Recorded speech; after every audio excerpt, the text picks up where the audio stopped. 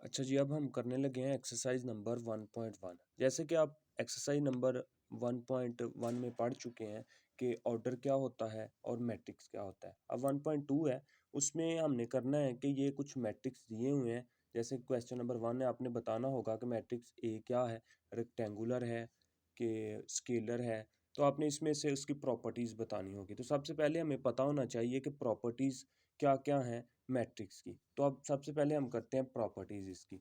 जैसे कि आपने 1.1 में पढ़ा था कि मैट्रिक्स क्या होता है। ठीक है, तो मैट्रिक्स की एक मरतबा फिर से डेफिनेशन पढ़ लेते हैं। A rectangular ray of a formation of a collection of a real number.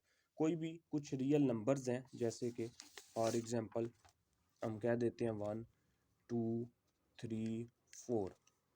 ये मेरे पास रियल नंबर है।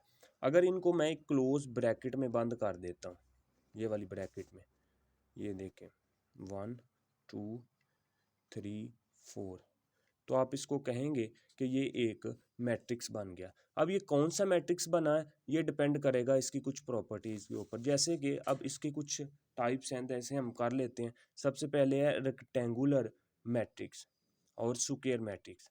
अब ऐसा कोई भी मैट्रिक्स जिसमें नंबर ऑफ रोज और नंबर ऑफ कॉलम्स अगर बराबर नहीं होते, नंबर ऑफ रो बराबर नहीं होते नंबर ऑफ कॉलम्स के, तो आप इनको कहेंगे कि ये रेक्टेंगुलर मैट्रिक्स है। A matrix M is said to be rectangular matrix if number of the row नहीं बराबर is not equal to the number of the columns, तो then it is called rectangular matrix. ठीक है। Square matrix क्या होता है, अगर ये दोनों आपस में बराबर हो जाए। जैसे इस मैट्रिक्स में दोनों देखें, रो कितनी है 2 और मैट्रिक्स की कॉलम कितने हैं 2, तो आप इसको क्या कहेंगे कि ये एक स्क्वायर मैट्रिक्स है। ठीक है। अच्छा, अब रेक्टेंगुलर का कौन सा होगा, 1 2, ये ले लें, इसमें कितनी रो है 2 और कॉलम कितने हैं 1, तो ये कौन सा हो गया, रेक्टेंगुलर मैट्रिक्स। ठीक है, दोनों का पता चल गया रेक्टेंगुलर मैट्रिक्स क्या होता है और स्क्वायर मैट्रिक्स क्या होता है। जब हमने क्वेश्चन करने हैं तो आपने मुझे बताना है कि ये कौन सा है। अच्छा, उसके बाद है रो मैट्रिक्स। तो ऐसा कोई भी मैट्रिक्स जिसमें सिर्फ एक रो हो।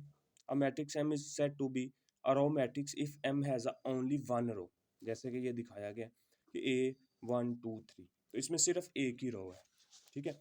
अब कॉलम मैट्रिक्स, ऐसा कोई भी मैट्रिक्स जिसमें सिर्फ एक कॉलम हो। A matrix M is said to be a column matrix if M has only one column, इसमें सिर्फ एक ही कॉलम हो, जैसे 1 2 3। ठीक है। और उसके बाद ट्रांसपोज, ये बहुत इंपॉर्टेंट है और इसका शॉर्ट क्वेश्चन भी पेपर में आ जाता है। तो ट्रांसपोज क्या होता है, पहले देखें। कोई भी एक, ये मेरे पास एक मैट्रिक्स है 1 4 2 6, तो आपने इसका ट्रांसपोज मालूम करना है। तो डेफिनेशंस पहले आप वैसे इसको देख लें। ट्रांसपोज होता क्या है, ट्रांसपोज होता है कि अगर आप ये देखें, इस दोनों तरफ हमने क्या लिख दिया, ट्रांसपोज, ये रो है, इसको अगर हम तब्दील कर दें कॉलम के अंदर, ये भी रो है, इसको भी अगर हम कॉलम के अंदर तब्दील कर दें तो ये ट्रांसपोज आ गया। तो आपने बस इतना ही कहना है कि चेंज करना है कॉलम को रो के अंदर और रो को कॉलम के अंदर, तो आने वाला जो मैट्रिक्स होता है वो क्या कहलाता है, ट्रांसपोज मैट्रिक्स। ठीक है। Let A be a matrix, the matrix A T is a new matrix, नया आने वाला मैट्रिक्स है, which is called transpose of matrix and is obtain by interchanging, तब्दील करने से row of A into the respective column, के row को column के अंदर तब्दील कर दें। फॉर एग्जांपल ये दी हुई है, मैंने भी आपको बता दिया। चलें, ठीक है। उसके बाद आ जाता है जी हमारे पास क्या होता है जी, सिमेट्रिक मैट्रिक्स। ऐसा कोई भी मैट्रिक्स सिमेट्रिक कहलाता है अगर ए का ट्रांसपोज बराबर आ जाए ए के। ठीक है। अगर आपके पास कोई भी एक मैट्रिक्स है 1 2 2 1, तो देखें अगर इसका मैं ट्रांसपोज लेता हूँ तो इसका अगर वही जवाब आ जाता है, देखें इसको चेंज करने से 1 2, इसको चेंज करने से 2 1, तो आंसर तो फिर वही रहा ये वाला, इसकी जगह ये भी लिख सकते हैं। तो इसको ऐसे वाले जो मैट्रिक्स को कहते हैं स्क्यू सिमेट्रिक मैट्रिक्स। अब आता है स्क्यू सिमेट्रिक मैट्रिक्स कौन सा होता है। अगर तो ए ट्रांसपोज बराबर हो ए के तो वो सिमेट्रिक, और अगर ए ट्रांसपोज बराबर हो माइनस ए के, इसको इस तरह भी लिख सकते हैं कि अगर वो माइनस लेने से कॉमन आए फिर वही आंसर आए तो फिर उसको कहते हैं स्क्यू सिमेट्रिक मैट्रिक्स। ठीक है, तो a square matrix is said to be skew symmetric if a transpose बराबर है माइनस ए के। ठीक है, ए का ट्रांसपोज बराबर है माइनस ए के। चले, उसके बाद है जी हमारे पास नल मैट्रिक्स।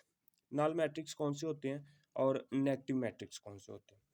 चले, नल मैट्रिक्स क्या होते हैं। अगर तो आपके पास सारे के सारे, ये देखें 0 0 0, सारे के सारे एलिमेंट 0 हों तो उनको कहा जाता है कि वो मैट्रिक्स जो है वो नल मैट्रिक्स है। ठीक है, और नेगेटिव क्या होता है। नेगेटिव आपने चेंज करना है। फॉर एग्जांपल ये देखें जी 1 2 3, इसके साथ माइनस लगा लें। आपने माइनस ए मालूम करना है तो आप इनको माइनस के साथ मल्टीप्लाई कर दें। 1 - 2 3, ये 1 हो जाएगा माइनस का, ये माइनस माइनस प्लस, और ये -3। तो ये है जी आपके पास नेगेटिव मैट्रिक्स। अच्छा, उसके बाद कुछ और हैं जी इसकी टाइप्स, जैसे कि diagonal matrix. A square matrix अगर इस तरह की टाइप आ जाए आपके पास कि जैसे कि ये है ए 0 0 0 बी 0 0 0 और सी, तो देखें इसमें सिर्फ ये वाले इसके वितर के अरकान है, इस वजह से इसको डायगोनल मैट्रिक्स भी कहा जाता है। ठीक है, और इसके बाद है जी स्केलर मैट्रिक्स। और स्केलर क्या होता है, अगर डायगोनल एलिमेंट सेम आ जाए, जैसे कि ये है जी फॉर एग्जांपल मैं कह देता हूँ कि ये है जी कोई भी 1 0 0, जैसे के कह लें 0, इसमें देखें सारे सेम सेम है। अगर डायगोनल के एलिमेंट सेम सेम आ जाएं तो इनको कहा जाता है स्केलर मैट्रिक्स। ठीक है जी, उसके बाद है आइडेंटिटी मैट्रिक्स, या इसको यूनिट मैट्रिक्स भी बोला जाता है।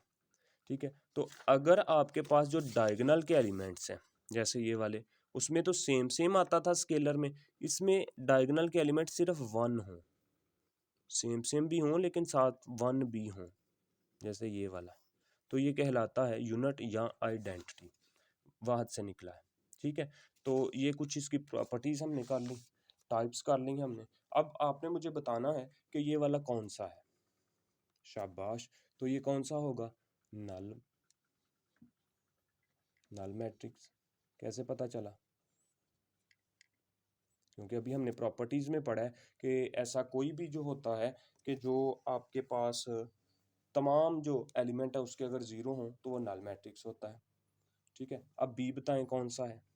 इसमें सिर्फ और सिर्फ एक ही रो है तो इसको कहा जाएगा रो मैट्रिक्स। शाबाश, तो अभी इसी वजह से हमने प्रॉपर्टीज की थी ताकि हमें पता चल जाए कि ये कौन सा मैट्रिक्स है।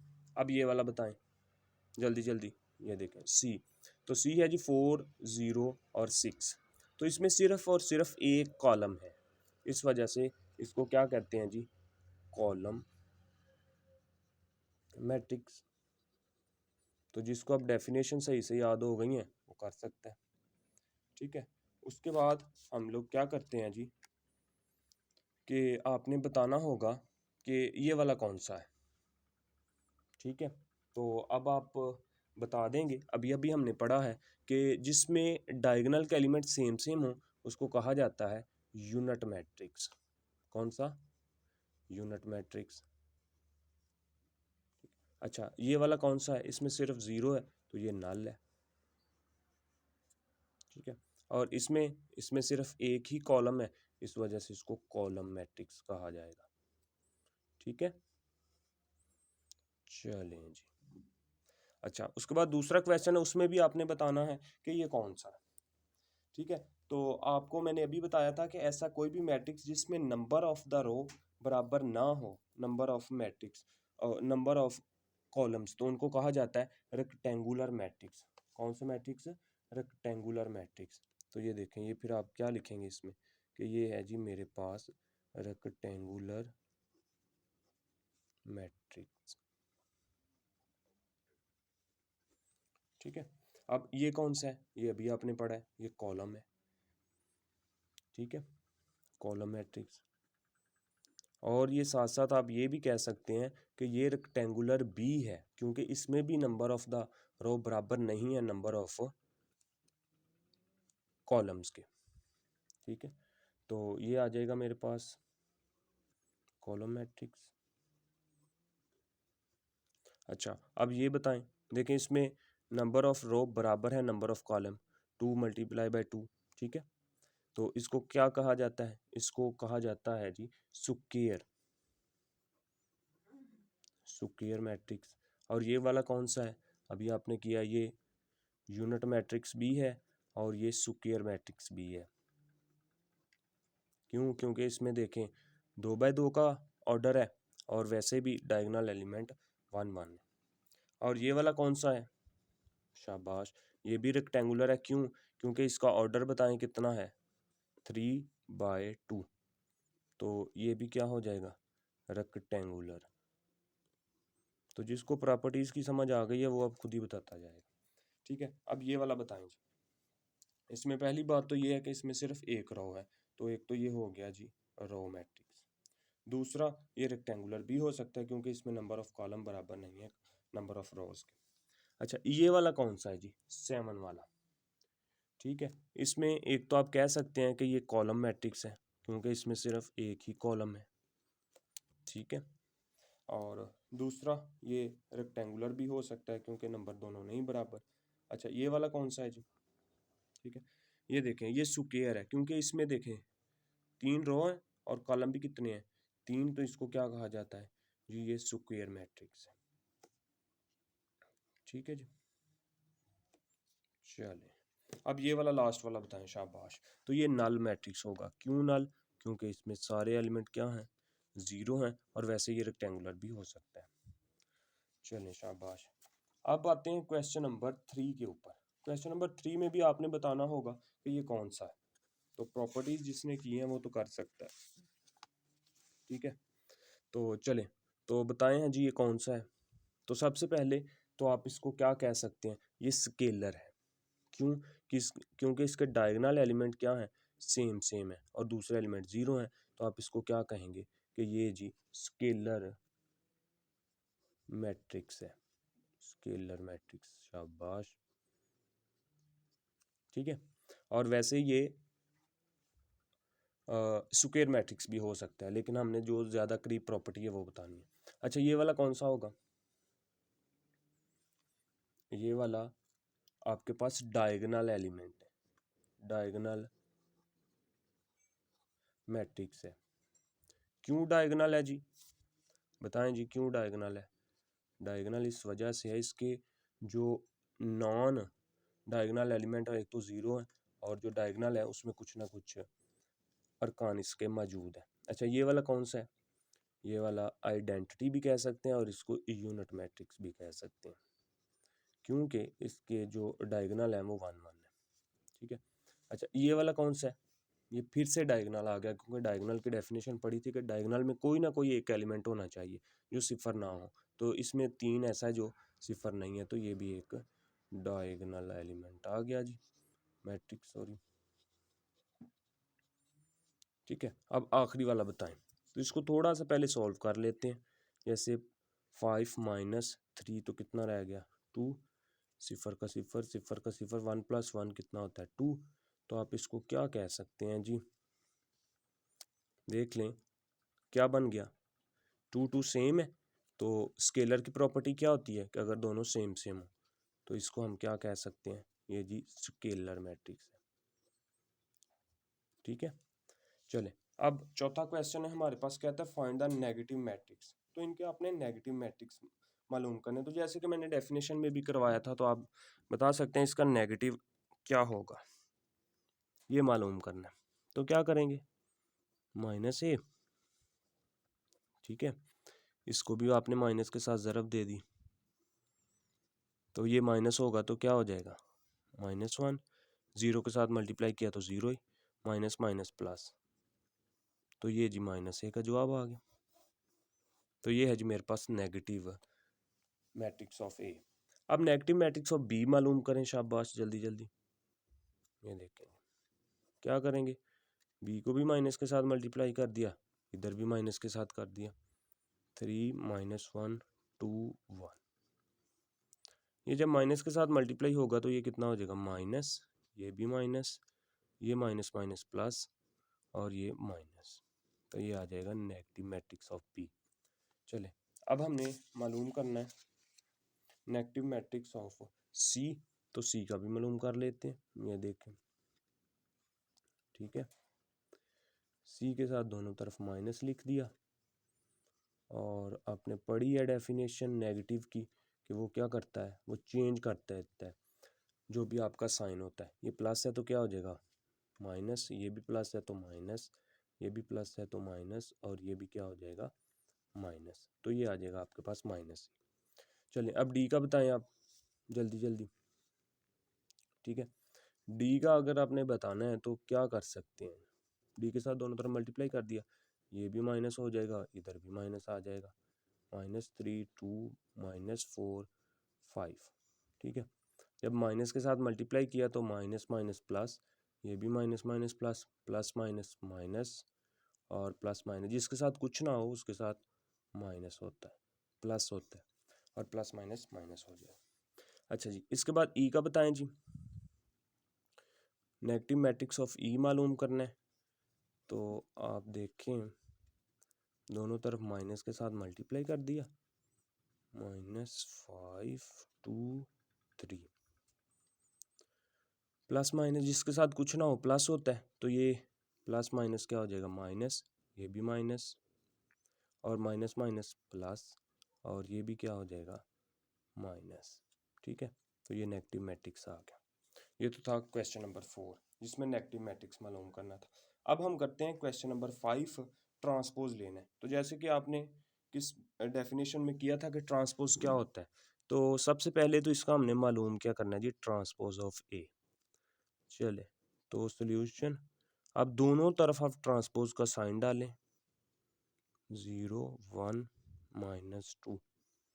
मैंने आपको पहले बताया ट्रांसपोज क्या होता है, कि अगर हम रो को कॉलम में बदल दें और कॉलम को रो में, तो देखें इसमें रो कितनी है, 3, 1 2 3, इसको मैं कॉलम बनाने लगा, ये कॉलम बन गया, ये बी कॉलम और ये बी,